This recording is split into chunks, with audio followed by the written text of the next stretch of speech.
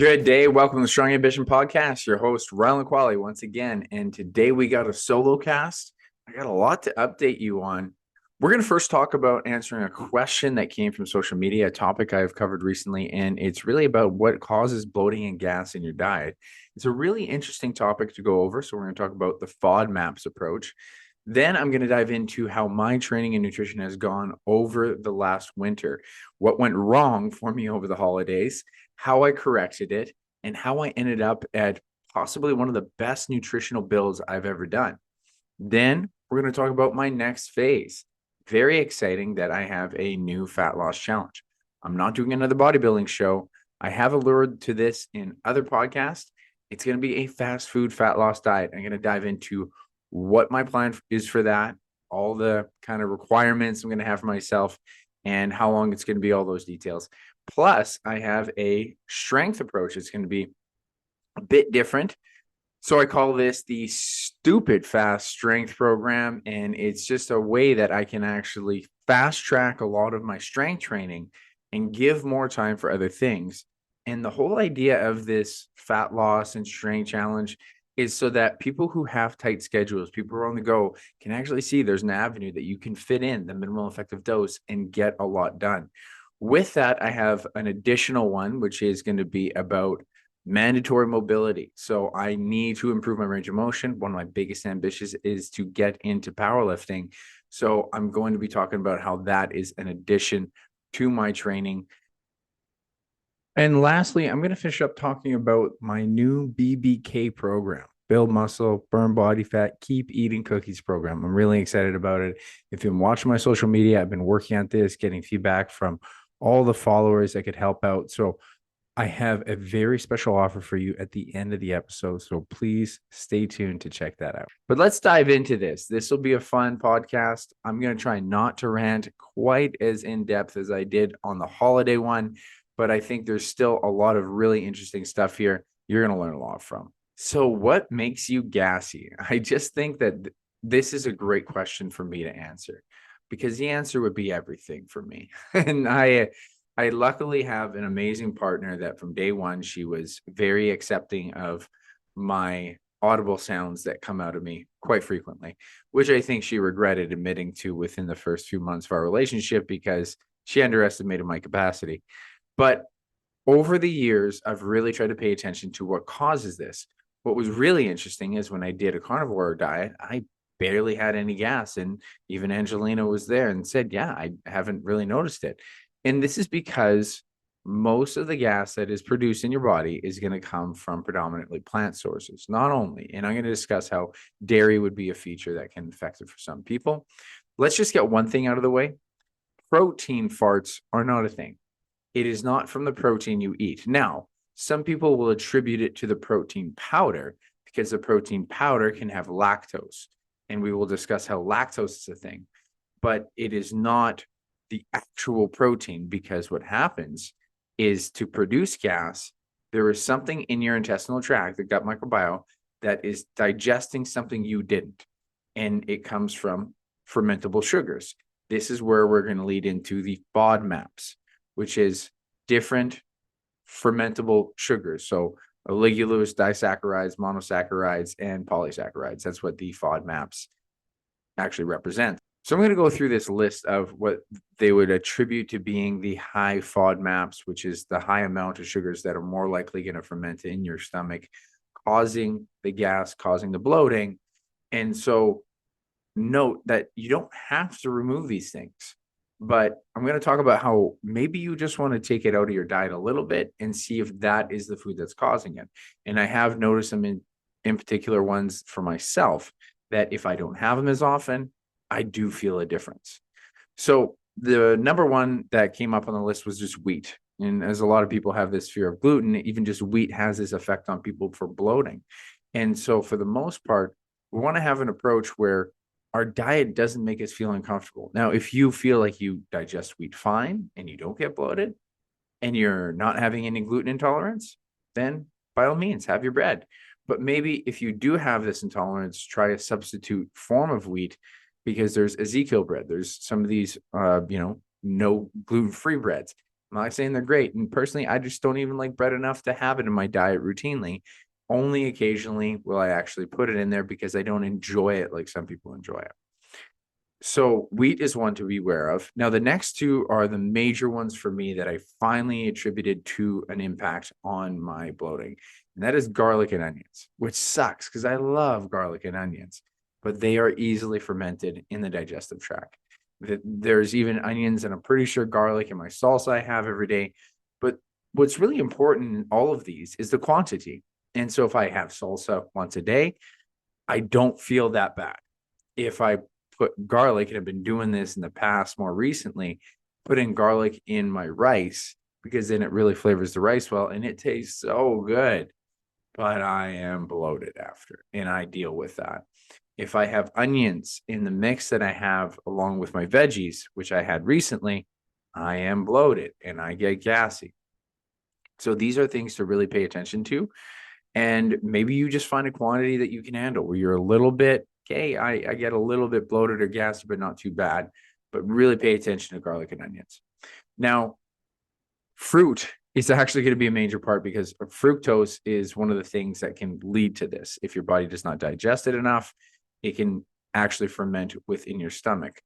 And there's a list here that I got off the webs saying that these are the ones that have higher fructose that could lead to it. Remember, quantity is key, and it doesn't mean you have to remove it. It just means that these can produce it. Apples, which I got to tell you, I have a ton of, not a ton. I have 2 to 3 a day, and I'm not going to stop because this is an important thing for me. I love the crunch of an apple. I love the efficiency of an apple where you can just eat it on the go. And I love the satiety I get from an apple. And it doesn't even have a ton of micronutrients. It really doesn't. But it is so valuable for my appetite. And if I get a little gassy from it, it's worth it to me. So these are the trade-offs that you have to make for yourself. Apricots, blackberries, blueberries, raspberries, they specify that quantity is a big one there because you might not get it. Cherries, figs, grapes, mangoes. Grapes is another one I eat, I love for satiety. Not even a ton of micronutrients in it, some, but it's just so valuable for me to taste like it's almost like a dessert throughout the day. Mangoes, nectarines, peaches, pears, plums, and watermelons. These are not foods you have to remove, but these are foods that could lead to it. Now, what they say are low FODMAPs as far as fruit goes, unripe bananas, which, if you like an unripe banana, I moderately like bananas as it is. Clementines, kiwis. I might actually put more kiwis in my diet knowing this. Very high vitamin C, but an expense is the issue. Is I find apples super cheap. Mandarin, oranges. I am a fan of mandarin and oranges. I don't get as much satiety from them, so that's why I don't have them as often in my diet. But they're going to have vitamin C. Papayas, passion fruit, rhubarb, and star fruit. I just don't have those other foods in my diet, so I don't use them as often. But those would be the lower food, options. So the major thing that they say is to watch for fructose content. They didn't mention strawberries in here, and I have strawberries daily, but strawberries are just not really dense with sugar, so I wouldn't be super concerned with it. Then they go into some veggies. Now, veggies are very important because they are, plants that are going to break down in your stomach if they're not digested well. So asparagus, these are the high FODMAPs, meaning they would produce gas. Asparagus, beets, Brussels sprouts, butternut squash, cauliflower, mushroom, snow peas. I have cauliflower, sometimes mushrooms in my diet, but cauliflower very often. But I cook my cauliflower. I'm not sure if that's for sure making a difference, but I do remember when I had less cooked, closer to raw veggies versus cooked, I felt like I digested them better and I felt like I had less gas. They say for low FODMAPs veggies, arugula, bean sprouts, bok choy, carrots, collard greens, cucumber, eggplant, green bell pepper, kale, lettuce, tomatoes that are cooked or canned, because if you had the skin on it, it would actually produce more of an effect. Spinach and yams. Now, there's a bunch of other vegetables as well. I always say, you just kind of have to experience what the veggies are. Because remember, some of these, like Brussels sprouts, have a ton of micronutrients and they're actually very healthy. But if you are feeling like it's not worth the trade-off, you maybe don't like Brussels sprouts that much. I like cauliflower. And if cauliflower gives me a little bit of gas and I haven't noted super substantially from cauliflower, I'm going to keep it in my diet. Recently, I've been having things that had some beans in them and like green beans. And I'm not sure if that's what actually caused my gas. but I might not keep it in my diet because I don't love the green beans that much that I need to keep them in there routinely. Another food group to watch out for is like legumes and pulses. So certain types of beans basically can actually do this to you. So they mention almonds, beans, cashews, chickpeas, kidney beans, lentils, pinto beans, pistachio, soybeans. I'm not sure if you ever grew up with this song, but this was the song I remember very distinctly as a kid. Beans, beans, a magical fruit. The more you eat, the more you toot. And so beans are for sure likely a threat to this issue in the stomach. Not for everyone, but for a lot of people. And so what they recommend as far as having these types is trying to have them more cooked. The more you cook them, they can actually break down better in the stomach. They recommended a low FODMAPs would be like tofu, tempeh, if you instead of having just regular soybeans, because they're going to be more processed. And so it helps to cook these things through because it's going to be more easily digested by your stomach.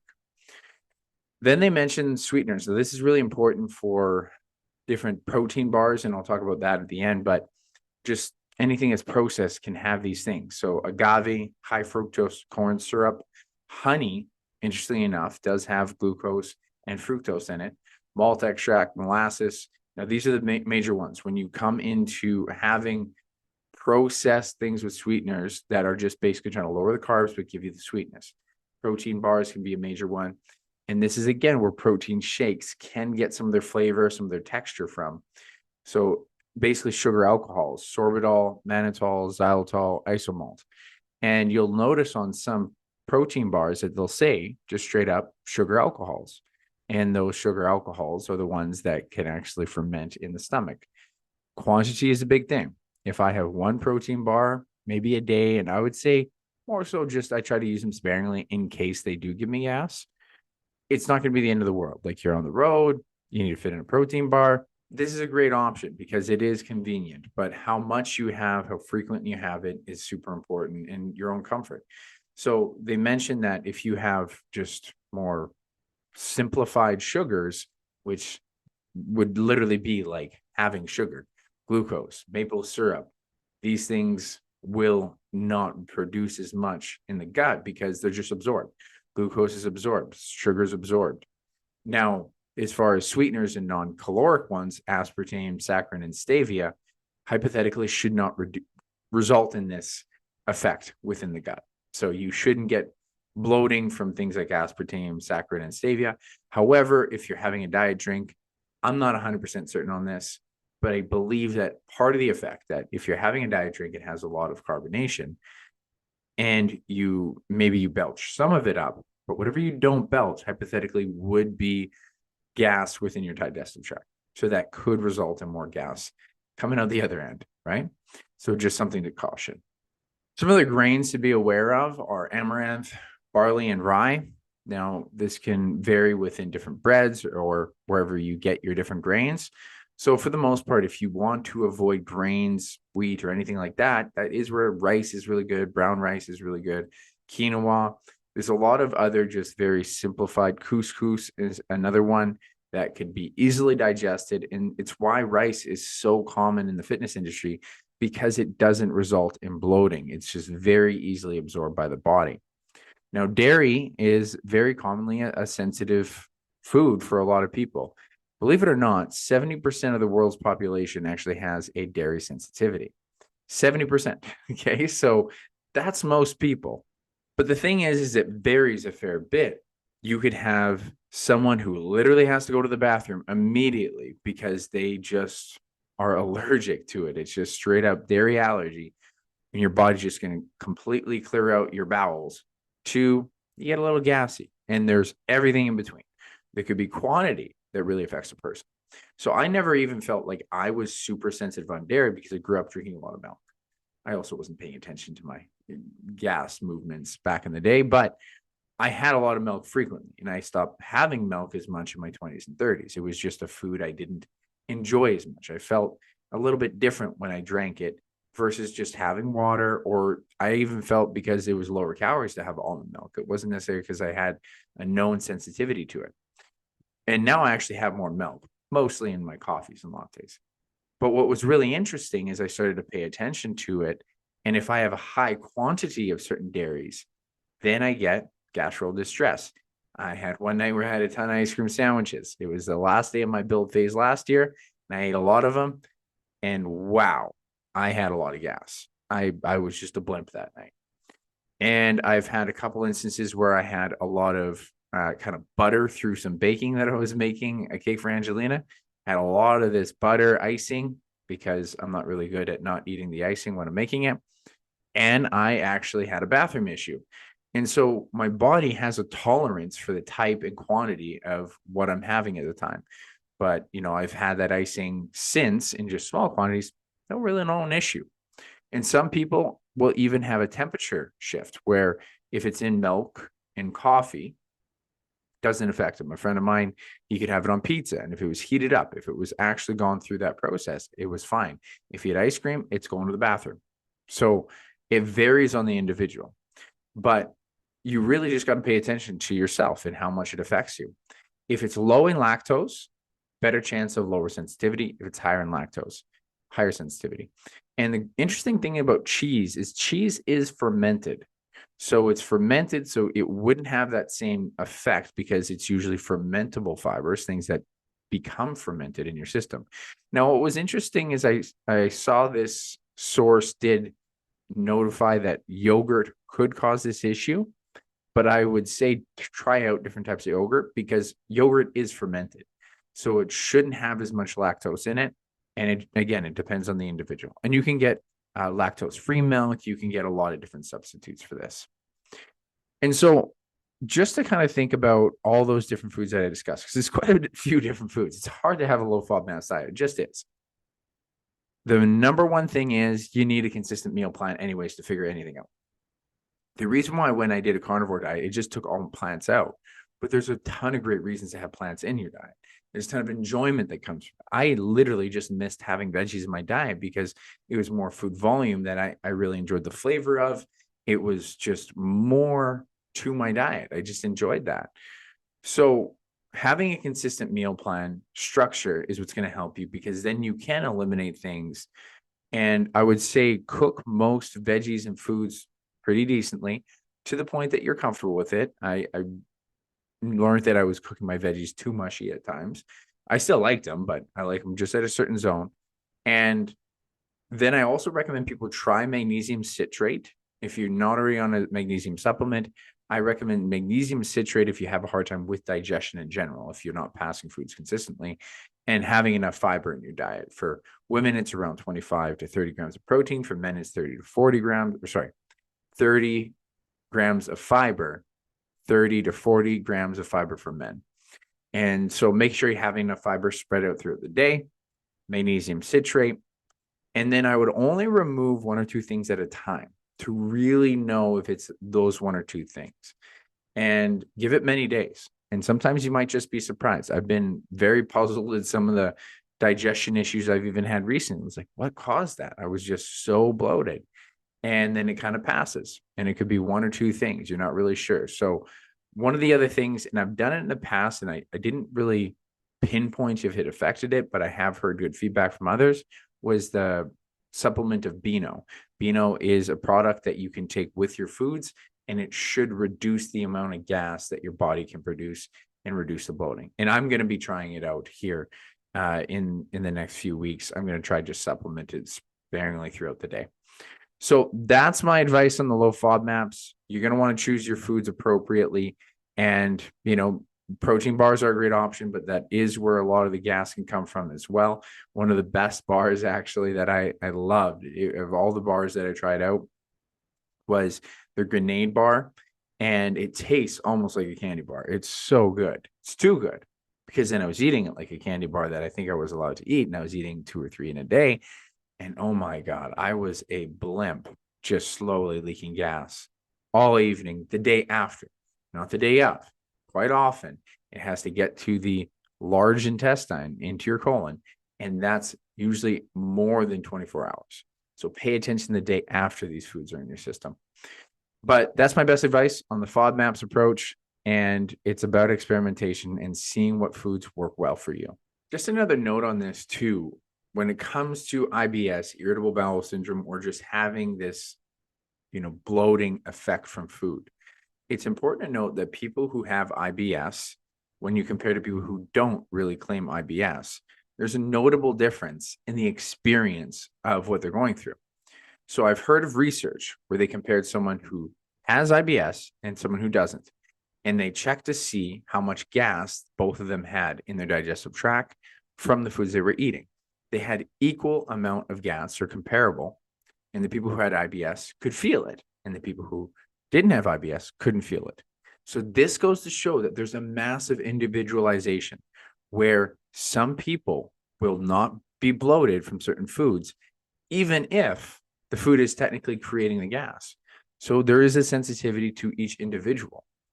And one of the things I've even heard, and I haven't gone the rabbit hole of, is that it could be somewhat cognitive, is that you're so used to feeling it that you almost obsess over it.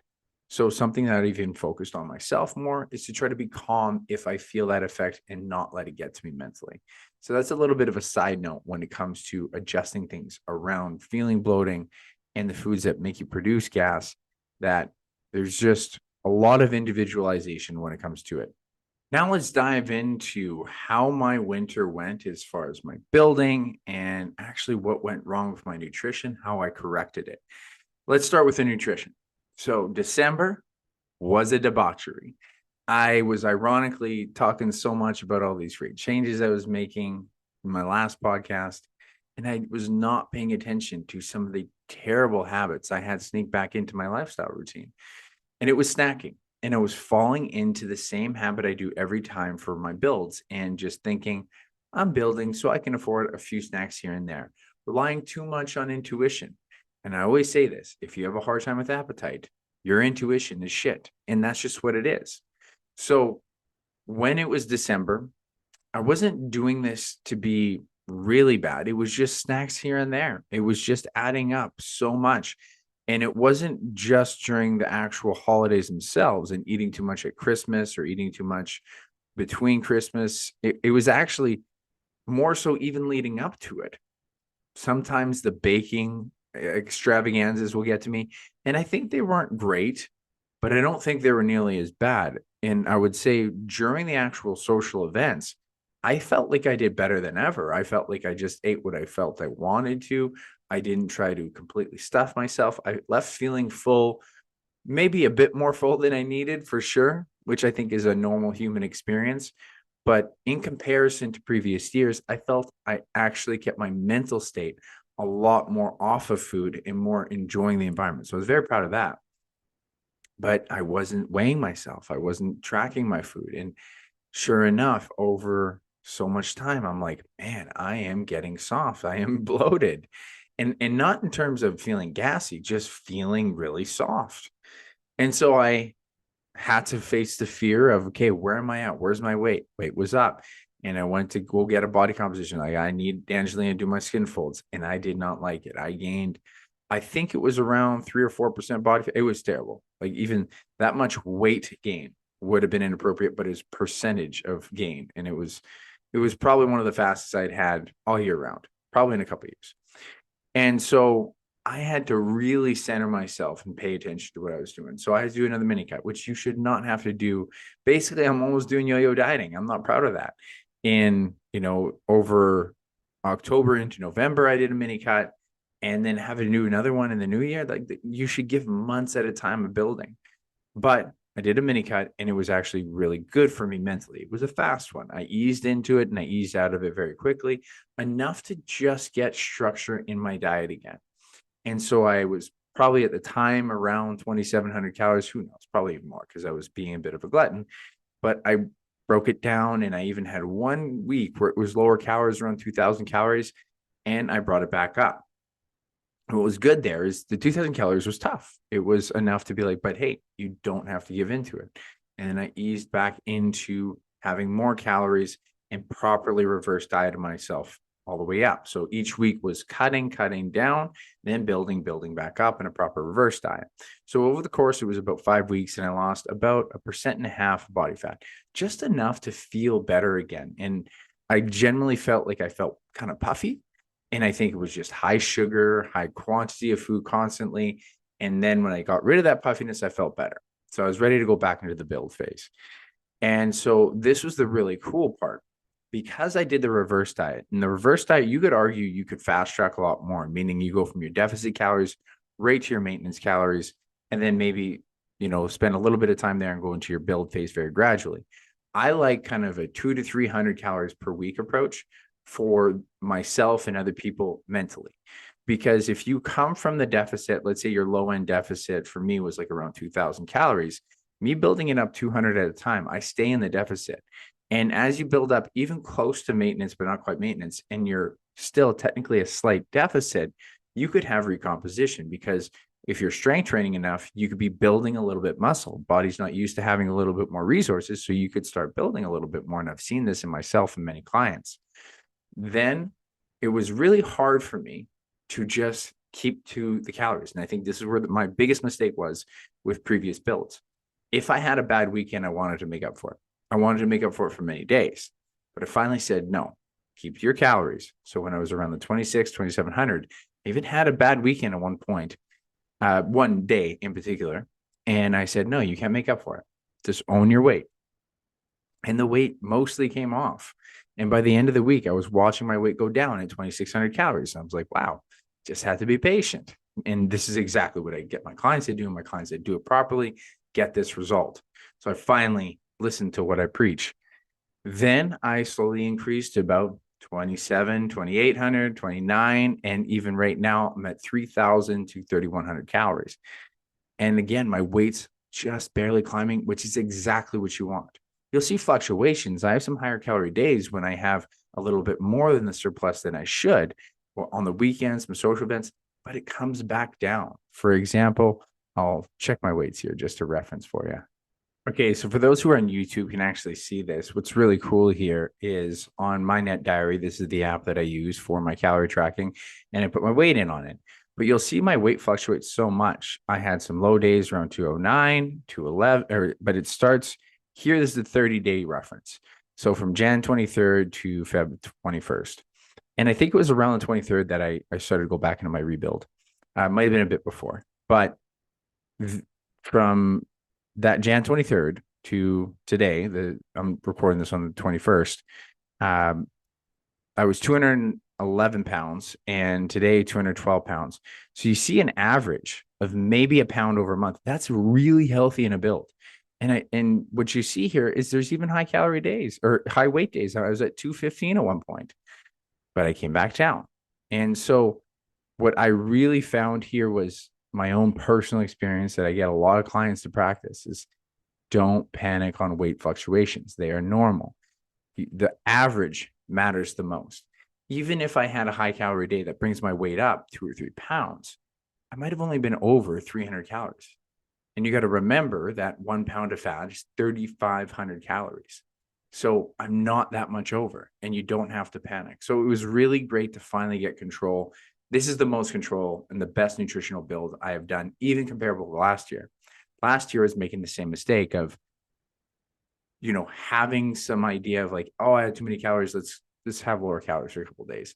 Now it wasn't crazy low. It was around 2,700 calories for a day or two, but I also wasn't really accountable on the weekends enough, and I'm significantly more accountable. I'm even paying attention to when Angelina offers me certain things at certain times. It's like, this isn't a part of my plan. No different than if I was in a deficit. And still using some of my appetite strategies. Your appetite's still going to be there if you are a high appetite person. And so I still use Diet Pop and essential amino acids when I'm getting snacky, and it makes such a difference. When I was at any social event in the last couple of weeks, I bring Diet Pop and amino acids and I mix the two, and it gets rid of my appetite. It gives me that something to drink instead of snacking on more food when there's a ton of abundance of food around. And getting better relationship with these foods when you're at these events is super important. And again, this has by far been my best. I'm still working on it, still even having times where I'm like, yeah, I didn't need to eat that, but paying attention to it. And it's a slow evolution, but I'm very happy. And even this whole thought has been like, man, I would love to do another 2 to 3 months of this build phase because it's been so slow and steady and I'm finally doing it right. But I'm excited for the cut. I know I planned this out. I want to get the cut. done before the summer, and now I know how I can attack the summer with a much better, healthier relationship with food. And so let's talk about one last thing I got to mention, actually, is paying attention to how often I have the treat foods in my diet, even in a build phase. I feel like less of a need to have treat foods during the week because I want my satiety to be maximized, even in a build phase. And I would just dirty bulk a lot more than I would like to admit. I would have a snack here. Oh, yeah, I can afford it. I can afford it. It's like, you can't. Not if you want to have satiety. And so I've found myself less pulled to these processed foods, to having a cookie here or there, other than when it's important for me because of my actual ritual. When me and Angelina have cookies in the morning, on the weekend with lattes, when we have cake together, like when I have it with my social setting, it's more important. And I just don't feel the need to have these treats throughout the week as often because I get more satiety from these high, whole foods, high satiety whole foods. So I'm far less pulled to them, which is great because I knew that was a big problem. One of the major things I thought about doing was doing a whole foods build, which I fundamentally am, but I want to maintain the relationship with the sweet foods. So I still keep them in my routine because I think that's an important thing to do if you think you can handle it. And I've been able to handle it so far in this build phase. Now, this week, I'm still doing around 3,000 calories, 3,100 calories. And then as of next week, I'm going to bring it down slightly just to about, I'm going to say 2,900 calories, probably, maybe 2,800. We'll see how much training I do. The thing I didn't do as well last year, and I've heard some bodybuilders talk about, is you want to have a maintenance period, and I want to deload because I'm going to talk about my strength training. I've been hammering heavy weights, and I really need to deload. But it might not be a great idea. You can, but it might not be a great idea to deload if you're in a calorie deficit. You have to deload sometimes in a calorie deficit, but the stimulus to maintain muscle is hypertrophy, is the volume, is the intensity. And if you just cut calories and cut training, it might set you up to lose some of the stuff you just gained. So I kind of call it a normalization deload, where I'm still hitting some decent volume. I just know I have to deload intensity a ton. And I want to hit kind of closer to maintenance calories. So I bring my appetite down a little bit and I hit more of a normalizing weight. And then I'm going to be going into the fat loss challenge. And I'll talk about that after this. I want to talk about the training first, and then we'll go into the whole challenge that's coming up here. So the training, I did a build in September. I've been using a lot of this rest pause concept. I love it. It's simple. The amount of training that I've done compared to when I did my build phase last year is substantially less time in the gym. But I'll be really interested to see, because I'll do a DEXA scan here next week, how much building I have done in comparison to. And so I'm coming from, comparing the DEXA scan from the end of the bodybuilding show, but I'll also compare it prior to the bodybuilding show, like how much lean mass I had coming into it. Now, I don't expect it to be as much. I don't think it'll be as big. I was doing so much volume for many months. I only did one mini cut last fall. This year, I did a mini cut probably at least twice, which is too many times, and even another minor one in the fall. So I haven't been consistently building enough, but I'll be really interested to see what the numbers come in at, because if it's even comparable, I've done a substantial amount less in the gym. And that's really exciting because I want to offer people more realistic timelines that they can spend in the gym. And the rest pause technique has been the most efficient way for me to do this. So when we did the build, I did the build. It was good. I was building good, but I also found like I was getting tight and slow. And then that's where the nutritionally, I was getting puffy. I felt just big and soft and slow. Then I was in the gym, seeing the boxers box and all that stuff. I always go on Saturdays with Angelina sparring. And Alec Irvine, one of my former clients and an athlete that I helped since he was a teenager, was turned into a monster of a man. He's just grown so much. And I love sparring him. And you may or may not have seen on my social media, I've sparred him a few times, posted our sparring. He's the only guy I spar still occasionally. So he was in town and he's grown even more. And so I was like, all right, let's maybe line up a rematch. But I knew when he came into town, I was in nowhere near aerobic shape for it. And so it gave me something to change up in my routine because I was just feeling too rigid, too tight, and soft, literally because of the diet. And so in December, I did more of a strength for speed movement program. I still had some heavy weights, but I was doing a lot of explosive training and I lowered my total volume a lot. So this, again, was not great for building, but it probably maintained a lot during the mini cut. And then I boxed Alex and I did some cardio to lead up to it so I could somewhat keep pace. It was still pretty brutal, but I pushed him. Like, I mean, I was happy to go toe to toe with him for a few rounds and not look completely soft and to be able to tag him a few times. So it was fun. And it was a fun challenge. I was generally nervous going to actually spar him again because I hadn't been in the ring with someone that really threatens me so much for a very long time. And you're just not used to the sport. I don't even hit the bags anymore because of my shoulder. So it was a lot of fun. Then I went back to the build. Now, this is what I wanted to mention. That's a cool thing that I'm working on. The rest pause I've already talked about. With all my accessory, I do rest pause. So you take it to your max effort on your last set, and then you rest for 10 to 20 seconds, and then you do another set, and you might only get anywhere from 1 to 5 reps. You shouldn't be able to do more than 5 reps. If you're doing more than 5 reps, you didn't push your last set hard enough. Okay, so push that last set. And it's okay if your last set has 1 rep left in the tank. Maybe it has none, but it's okay if it has 1. But you shouldn't, if you do a 10 to 20 second rest, you shouldn't be able to get much more out of it. And so we're trying to contract it fast. And those are the rest pause sets. So you do a hard set, rest, another hard set, and that's your rest pause 1. And each week you can add additional rest pause sets. So maybe week 1 of a program, you only do 1 rest pause set. Then week 2 in a program, you do 2, so on and so forth. And something I even found a really cool way to evolve your volume, because it's important that you don't just do a 4-week phase. It's helpful to do like maybe 6 to 8 weeks because it's more potential building and less time spent in a deload.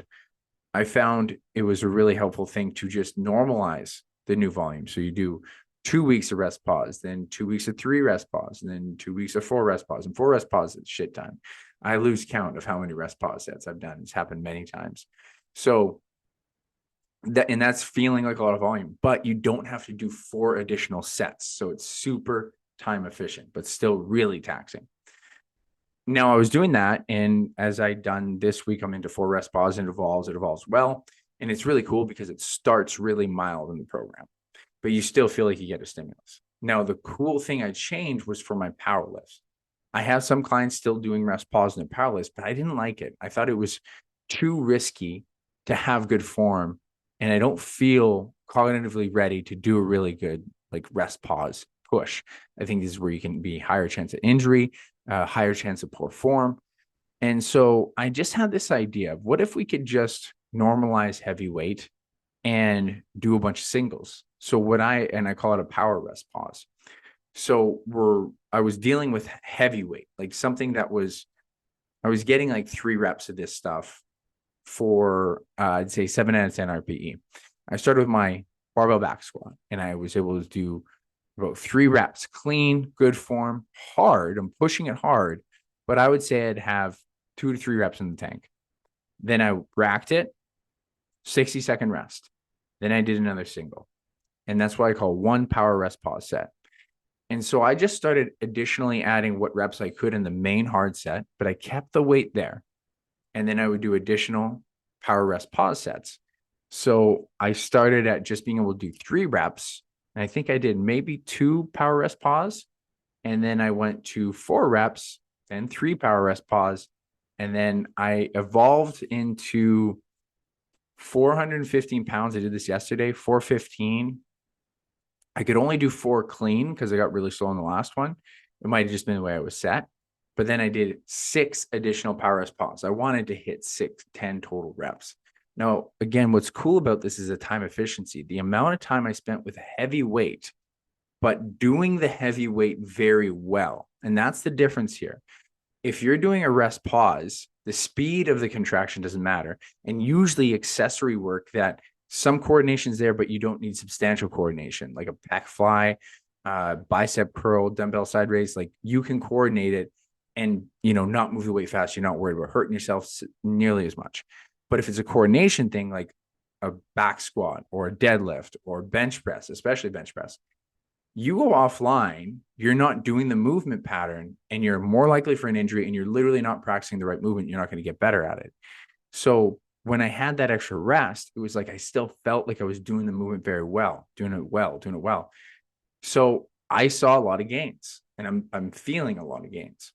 My deadlift, I was doing 505, and I'm pretty sure on Friday I'm going to do something comparable where I do 515, see how many reps I can do, and I want to hit 10 total heavy reps. Now, if I do more in the initial hard set, or if I do a bunch of power rest pause, I can do that, but I can do something comparable. And even my bench press, I finally got back up to 300 pounds. My shoulder is finally feeling better for it.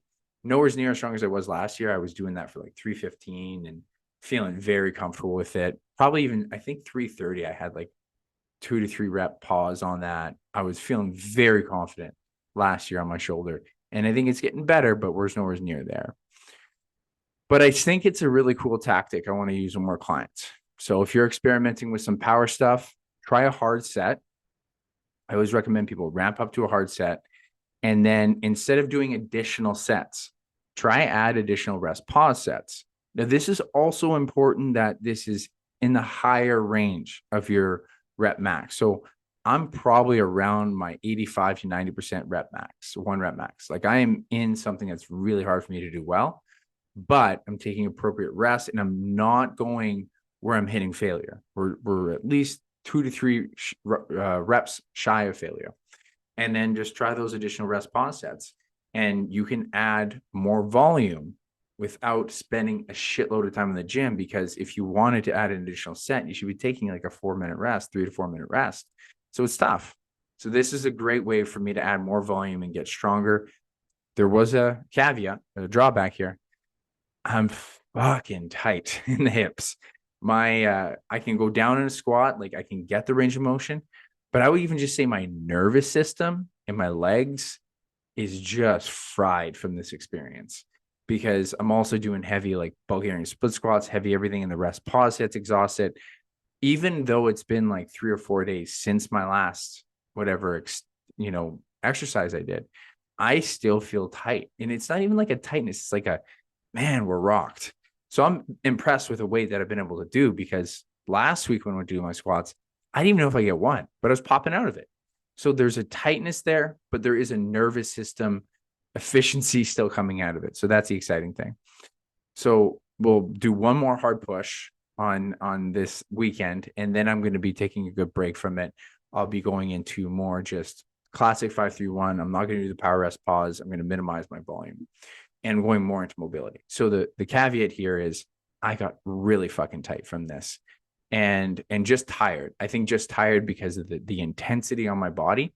But the cool thing is I've normalized 400 pounds on my back. I've normalized lifting 500 pounds in front of me.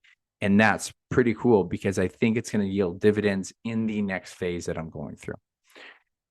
And as I mentioned, compared to last season, a lot of different stuff here, but I'll be really excited to see the DEXA scan and how it's affected my muscle building in this. Now let's talk about this new challenge, this crazy thing I'm doing. And I think this is going to be the hardest challenge ever. I've done a lot of challenges in my day. I've done 2 bodybuilding shows. I've done 2 half marathons. I've done a full marathon. I've even done like no sweeteners. I've done no caffeine, and all of these things were challenging, right? But this one, I think, might be one of the hardest, if not the hardest. And I think more so for time commitment. But basically, it's a fast food fat loss plan.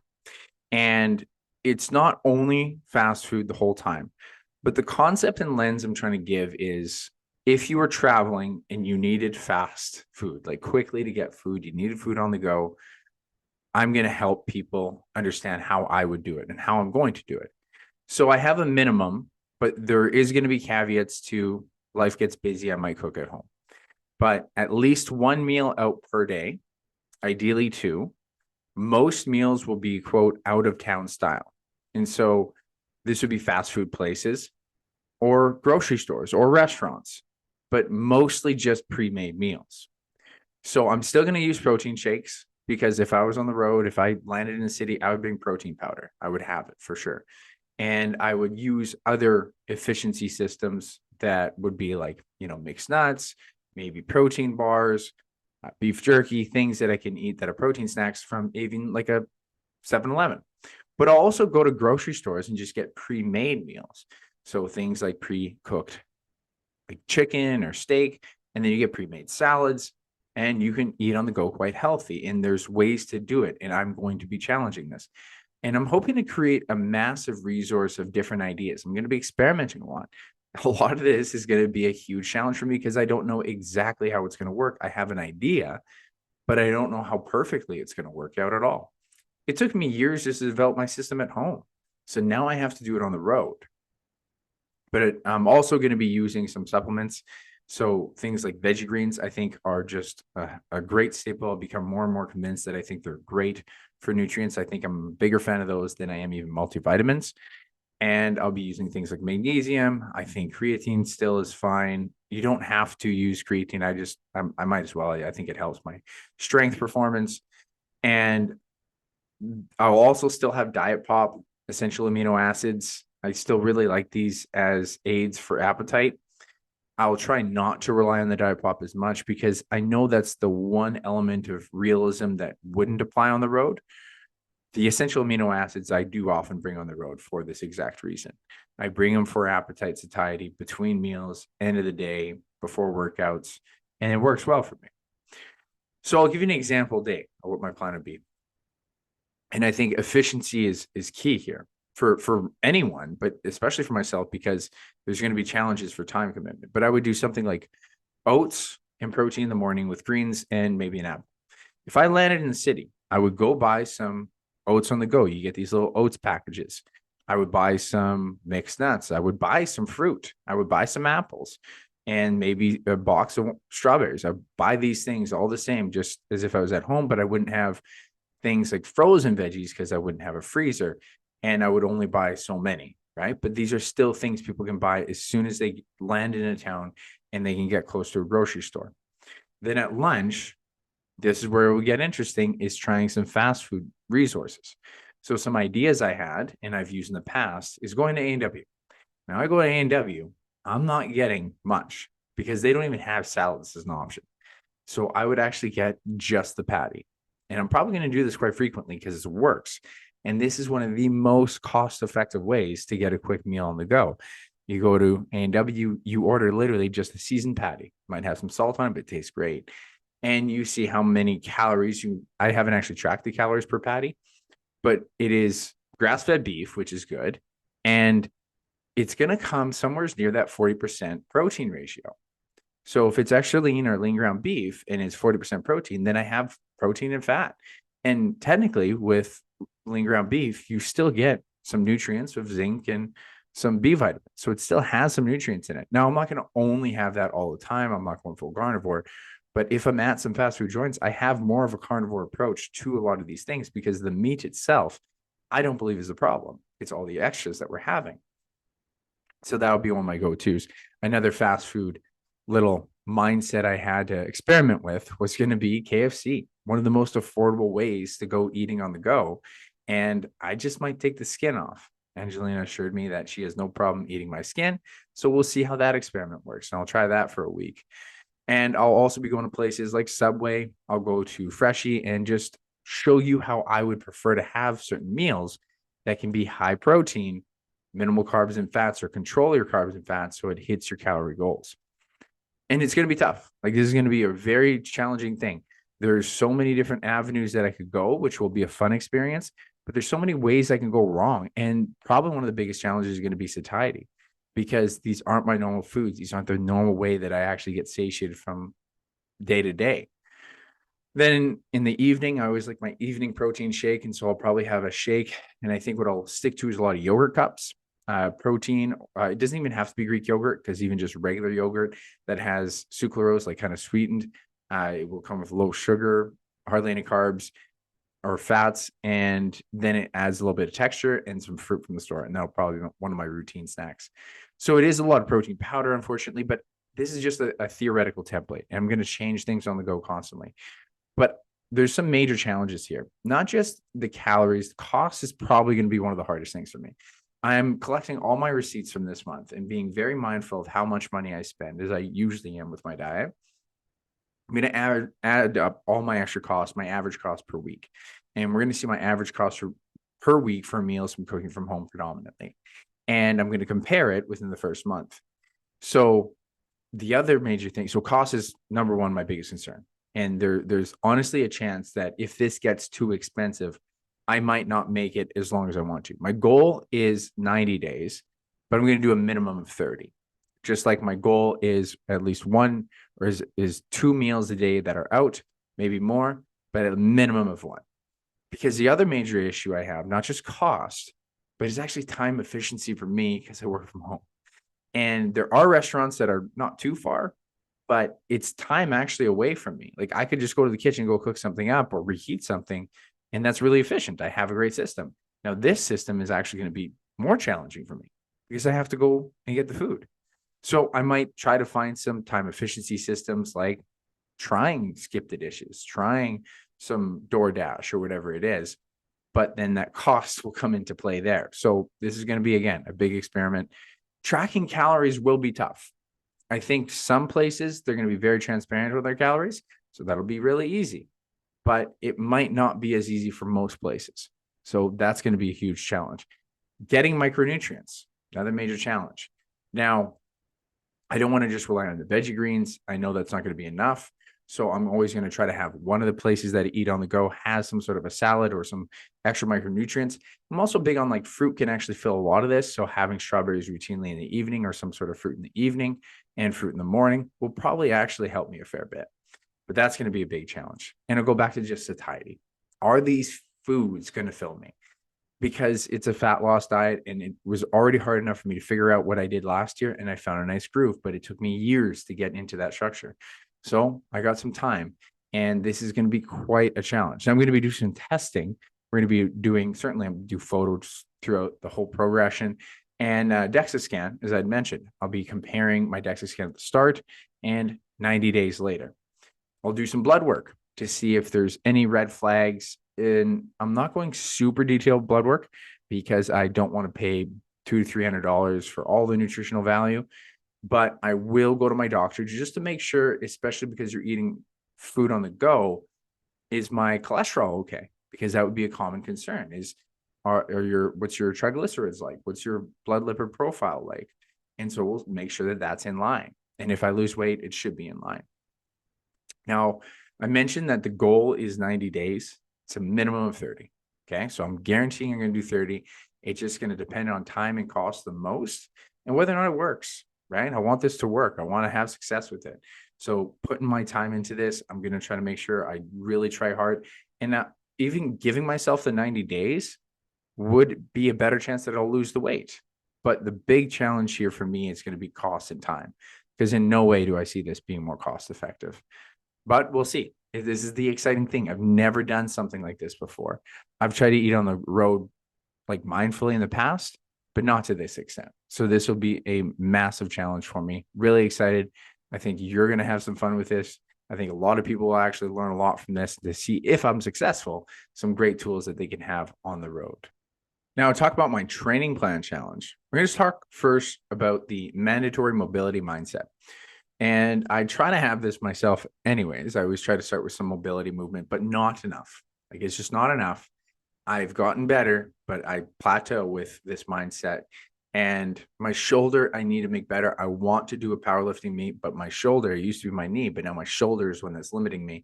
And I want to do it this year. I hope to get into an event this year at some point in time. And it's not even an option. I said after the bodybuilding show, I would prioritize mobility, and I haven't. So I did my build phase. I got all that done. And that was kind of what was, oh, maybe I just do build. I always have an excuse.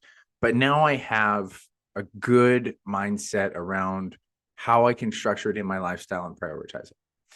Now, my plan is to do about 15 to 30 minutes dedicated to range of motion movement first. At least, ideally, it's the first thing I do each day.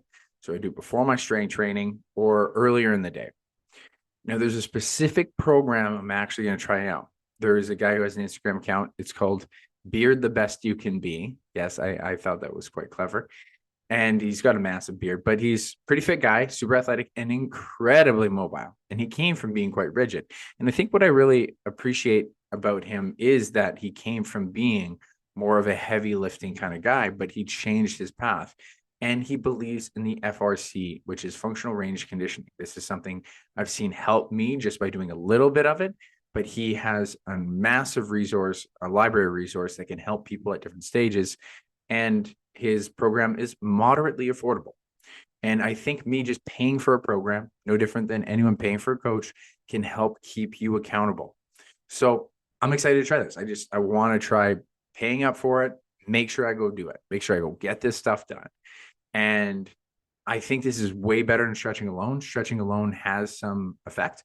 And there's other forms of stretching. He might even have it in there that are like loaded stretches that could probably help me substantially. But I'm going to try this program. I'm going to give it a go. Once again, at least 30 days, ideally 90. I'm going to see where it takes me because, again, I need to get out of my old way. I got to try something new in order to improve what I want to improve.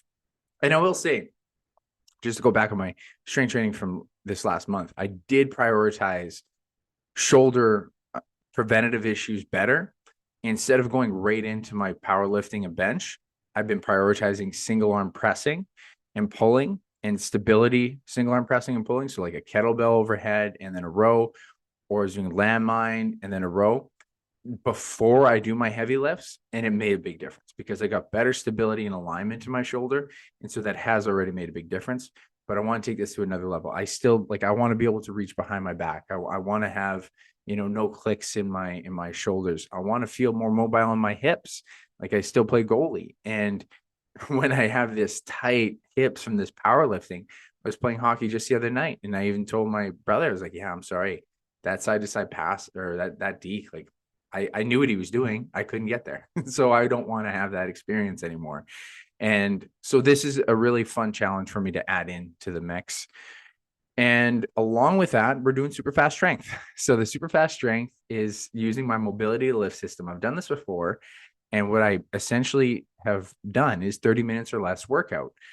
I go in and I do a mobility and I do a lifting. And I do this already. But right now when I do it, I don't do it super fast. I'm going to do it to like kind of push myself. You have 30 minutes to get your shit done. Go get it done. And so you're almost taking like a little bit less rest than you should when you're doing your lifts. You ramp up really quick.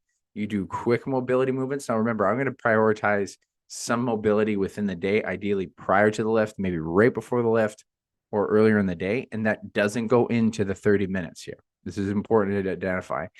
I am still probably spending near 45 to an hour in the gym, but only 30 minutes is strength specific, right? Because most people probably don't need to do both. And I'm using the mobility system in a way to educate myself on new movement patterns, new mobility movements, and to improve that. But really just giving myself time to commit to it, right? Because I just never give myself time to commit to it. And so I'm only allowed to commit so much time to strength training. And we'll be using the 5-3-1 method, which is basically you have an idea of your percentage, your 3-rep max percentage. And each week you kind of build off that, but you have to ramp up. So week 1, you would go 65, 75, 85% of your 3-rep max. And you go 5-5 as many as you can. And you one hard set, and that's it. Then I will go immediately into accessory. I would choose 1 or 2 accessories, 1 hard set, maybe 2 if I have time. It's completely dependent on the time. And if you don't have time, you don't keep going. So I've done this before and I got stronger. Like it was incredible, especially because I felt like really like the workout was intense and quick. It was really cool. I'm like, yeah, I got to push it. I got to push it. And then you go into your hard rep, you go into that and you go into your last sets. And I was getting gains. Now, I think I was getting gains because of the consistency of me showing up for my power lifts at the right percentages, at the right goals. It all affected it. But I also believe that it wasn't too much volume, that when I'm pushing these hard, high intensity reps on my power lifts, I was also recovering enough by the time I went to do my next lift. And that's what I'm actually having a hard time with my program right now. And I'm only going to be doing 4 lifts a week rather than the current 5. So this is a lot less lifting. So an example of what my split might look like is that I'd have a squat day and I would do my hard sets on the squat. And then maybe just an accessory of a single leg RDL that could hit hamstrings and glutes because the squat's more quad dominant, still hits glutes, but it's more quad dominant. And then so you do an accessory. I always like to hit a single-sided accessory if possible. Now, if I don't have time, I could even just go hamstrings and glutes after that, because single leg movements are really healthy for the joint, but they're not time efficient. Bench press, I could do a single arm row just as my max out accessory. Deadlift, and then I could do some sort of squat pattern. It could be a step up, it could be a reverse lunge with a lot of knee bend, or even just a split squat or a rear foot elevated split squat. And then I think instead of doing 2 bench days to give my shoulder a bit more time to recover and to actually heal it better, instead of doing 2 presses that are the major lifts, I want to keep my lat strength really high, and I might do a pull-up day and do the accessory work as like a single arm incline press. And I think that'll work well. I will have a 5th day, which will be a HIIT day, high intensity interval cardio day. And I think this is going to work well to team it up with Angelina at the gym. We'll do some, not boxing until my shoulder's good, but some just high intensity. EMOMs is one of my favorite things, which is every minute on the minute. So you go 6 to 8 seconds, and the rest of the minute you're resting. 6 to 8 seconds, rest of the minute you're resting. Feels fine for the first 3. And I really encourage you to try this one day. Has to be something that's really fucking hard to do for more than 10 seconds. And if you can do it for more than 10 seconds at that pace, it's not hard enough. So sprinting, dead treadmill is great. You could do, I think technically burpees, not really, because everyone does burpees at different rates. Sprinting outside works awesome. Sprinting high tension on the bike. The rower works pretty good. I just feel like there's breaks within the rowing cycle, but I haven't tried a full EMOM with it, so I can't reference it. I found like rower works better 15 to 20 seconds. But in any case, Airdyne actually would work great for this. And you repeat it. And after the 4th set, all of a sudden it gets really hard because you're going to accumulate the stress and you're going to start running out of power a little bit. But it works great because you're not spending so much time in kind of what you call glycolytic, but you're turning on those power muscles a ton. And you get enough time so you can keep maintaining power output. And that's actually where you're practicing the most, especially if you're an athlete. This is a wonderful, wonderful program to maintain power output and practicing it. And then you use your aerobic system to bring down your heart rate, power through it. And you do about 10 sets, and it's very taxing, especially if you choose the right movement for it. If you have any of those curved treadmills in your gym, probably one of the best. Me and Angela do that, and it rocks you, but it feels good. And then we'll do some other sort of, at least 2 different type of HIIT intervals. Again, it can only take 30 minutes because I'm prioritizing mobility as well. Now, there's huge pros to this system. For sure, time efficiency. I'm still probably going to spend 45 minutes to an hour doing movements. So it does still take a fair bit of time, but nowhere near as much. And the actual, to see if it really works, again, to do the 30 minutes left, I hadn't done it in probably 2 years. So to see it really practice for a while will be really exciting. So I'll definitely be hitting, better recovery because I've been doing pretty solid volume, pretty solid intensity. So I feel like I'll feel more rested, and doing like some HIIT will allow me to feel more explosive too. And I need this in a deficit because I'm going to be having fewer calories. So it's good that this is more attributing to recovery. I love to see too how this can be efficient for people. Like, hey, this is more proof. I have clients that have done this. I have a client who was ironically trying to gain weight. He was trying to get size. And so we had him do the mobility lift system, 1 or 2 accessory, 30, 35 minutes. It's all he spent working out at the end of a fucking long day. He was a vegetable farmer. He spent, I think it was like 6 weeks, maybe no, it was 10 weeks, 10 weeks in the field, walking up and down the fields, collecting the vegetables, constantly moving. And he just said, at the end of the day, he's like, my work's not done. I got to go do my workouts. He only worked out 3 times a week, and he gained size. And so you can do, and he hit PRs. So you can do it with this system. And I want to practice it for a longer period of time to see how far I can go with it. Now, better recovery.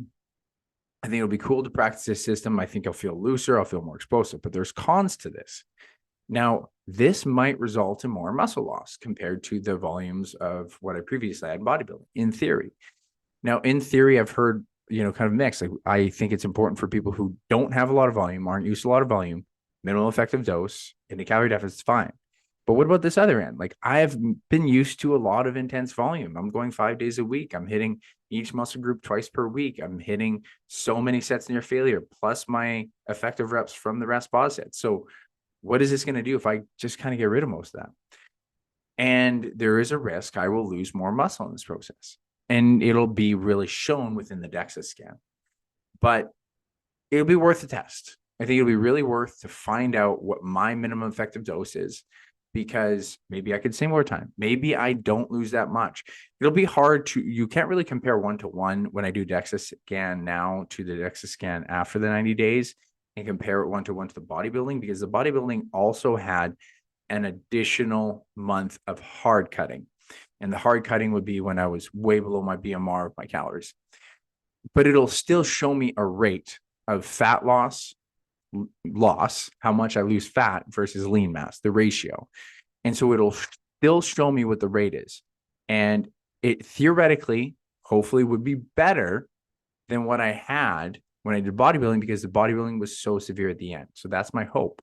But there is still a chance that I'm going to lose more than what I want. And that's the risk I'm taking, because I think this will also, again, show a lot of people, maybe I actually retain a decent amount. Maybe I keep at least that, what I've seen as a good ratio is around 60% being fat loss. If I can maintain that with minimal time in the gym, that's a really cool tool. The other major con is going to be, I'm going to miss the gym. I love being in there. That is a pastime for me. It is not hard for me to spend 2 hours in there. I realized just recently, me and Angelina spend way too much time in the gym on Sunday. She didn't realize how long we were in there. Like, we got to have more efficient workouts. This is, I could have been there all day, but that's not realistic for most people. And as me as a practitioner, I want to practice more of what more people will practice.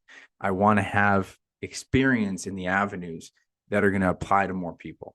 So I'm going to miss spending time in the gym, but I'm still going to be doing a lot of cool things, and we'll see how this works out. And I'll be updating you as it comes along. This could be a pretty fun story to showcase on social media, and I'll for sure come back on the podcast every month or two. I usually do a solo cast every 5 weeks, or sorry, it's every 4 or 5 episodes, basically, right? And again, my goal is 90 days with this routine. I don't see me coming off the strength, the super fast strength. I don't see me coming off the mobility challenge. The only challenge might be with mobility is the cost, adding in with the fast food fat loss. But I've been saving a lot of money for this whole endeavor. So I do hope that this will be able to get pushed for the full 90 days. And I feel like we'll be able to do it. So I want to finish off by telling you a bit more about the BPK program, Build Muscle, Burn Body Fat, Keep Eating Cookies program. Fundamentally, this is my one-on-one coaching program that I've been doing for many years, but I really started to round out the edges, try to systemize it even better. And I ensured that I got a lot of feedback from the followers, listened to what they saw as being their biggest challenges. And I also then looked at what I needed to improve within my program and my systems, and I made a better program. And what's super important is I want people to come try it out. I want to see if these modifications work. So I'm offering beta testers right now, and I only want 5. 5 would be plenty for us to really be able to try this out and to make sure these systems, and I do believe these systems will get you great results. I've already gotten good results from my clients. And so right now, this week, as it is live this week, it'll only be live this week for being offered as a beta tester at a discounted rate. So you're going to want to reach out as soon as you can if you're interested in this program. And as a strong ambition listener, very specific to this program, I am going to offer an extra month off. So if you come on the call with me, you book a call with me, you get an additional month off. And there's already a discounted rate for any beta tester, and you will get an additional month off. You just got to say promo code Strong Ambition, and I'll get you that discount, because I really appreciate you as a listener. It's also really important to know that this is coming during my transformation challenge with my current clients. And so this year, to make it extra spicy, I'm offering a $1,000 cash prize to the winner of the transformation challenge. And just so you know, the transformation challenge isn't just the best before and afters. It's those who can be most coached, who can be accountable to their program, who's a good community member, and who can keep eating the cookies the best. Yes, I actually give credit to those who can actually have treat meals and get good results, because that's the basis of the program. That's the lifestyle we want to live, right? And if you want more details on the BBK program, do not hesitate to reach out, as I can send them right over, and you'll get more of an understanding of how in-depth the training program is, the nutrition and meal planning goes, and all the accountability and support and community that comes with it. So that's it for today. I think we covered a lot there. This did get a little ranty, but I tried to keep it as simple as I could, and a fun little challenge coming up for myself. Hopefully you learned from the FODMAPs approach and how you can adjust your diet. I will update you on the fast food fat loss as it goes along. And please reach out if you're interested in that BBK. But regardless, remember, my friend, it is not about the pursuit of happiness. It's about the happiness within the pursuit. And I'll catch you next time.